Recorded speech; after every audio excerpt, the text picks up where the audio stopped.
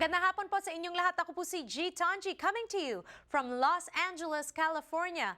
Isipin nyo, it's midweek already, kaya naman kasama natin si Manny Pacquiao from Asian Journal. Let's get it started.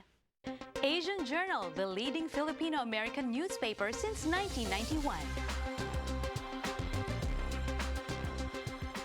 Hindi kumpleto ang ating Wednesday kung wala si Manny Pacquiao at gusto ko pong bumati sa kanyang kapatid na nandito sa studio, si Ate Winnie. Hi!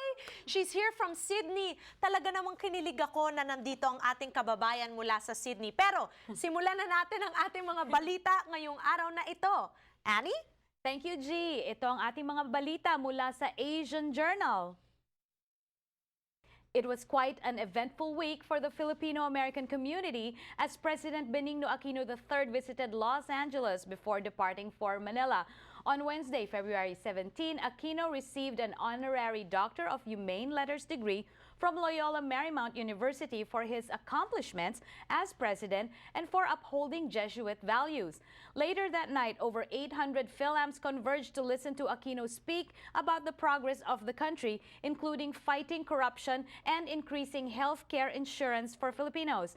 He also plugged an endorsement of Mar Rojas and Leni Robredo as president and vice president in the upcoming elections. That's right. And of course, our very own Manny Pacquiao was there at the event. Ikaw lang naman yung host nung gabi yun. Well, fortunately, the Philippine consulate invited me to do it, but it seemed like there were more than 800 Filipinos there, seriously. Really? And then it was such a task to get everybody had their photo taken with the president. Everyone? Everyone who was there. So, because it was a PhilCom meeting, so the president wanted to meet the Filipino community. So 800 people got selfies with the president? Well, selfies weren't allowed. There were 50 people at a time seated behind the VIP. So they were also awarded the Award of Sikatuna to Jose Quisha Jr., the ambassador to the United States. And we had the Secretary of Finance there also and some other ambassadors. So, you know, everybody got their picture taken. But, you know, there were no selfies, you know, but the president would turn around and shake the hand of everyone. And I'm like, can you stop it? Yeah, we're on a time crunch. You have to take no, but I had to do it as politely as I could. Okay, well, a lot of people came out to the streets for Aquino's visit. Let's read this next story. However, Aquino's visit was not met without protest. Members of Bayan USA, Southern California, took to the streets and stood in the rain outside Loyola Marymount and the Hilton Hotel to highlight the human rights violations during Aquino's 6 years as president and the U.S. military presence in the Philippines. According to the organization, the violations include 294 extrajudicial killings of activists and civilians, 87 indigenous schools attacked by the armed forces of the Philippines, and 63,824 indigenous people displaced due to land grabbing and militarization of their ancestral lands. So as you see, there's always two sides of the story, and I'm glad that here on Kababayan Today, we're able to show you both sides, diba?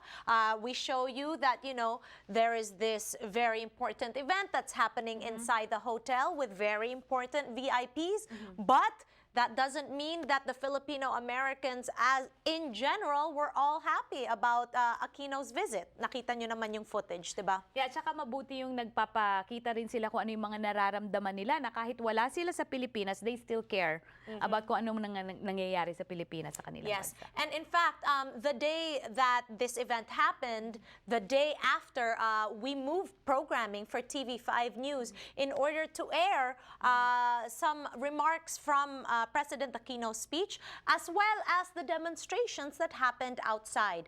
And we just want to be able to show you all sides of the story. Kasi yan po ang trabaho namin dito. Yan. Okay, moving on to our Pacquiao story. Nako, mainit na usapan pa rin, lalong-lalo na sa Facebook. Yes, that's right. Pacquiao negotiating with other brands after being dropped by Nike last week. Nike dropped its endorsement contract with Manny Pacquiao, calling his controversial comments on same-sex couples abhorrent.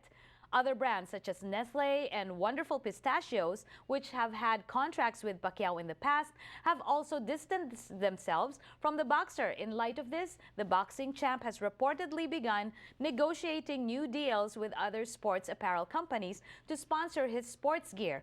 Despite the backlash, Pacquiao supporters have stood by him, and some have even criticized TV5 for initially releasing only a part of the interview.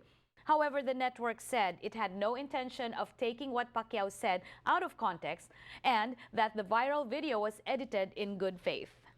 Okay, so there you go. It just goes to show that before you open your mouth, you have to think. At saka talagang yung pag may video na ganon, nangyayari rin. So even if TV5 says that we did it in good faith, it can still appear as something else without having any malice. Yes, diba? Okay. Well, yun na. I will close my mouth about that. Annie, thank you so much for being here. Thank you so much again. All right. At join us as we return here on Kababayan Today. Magbabalik kami.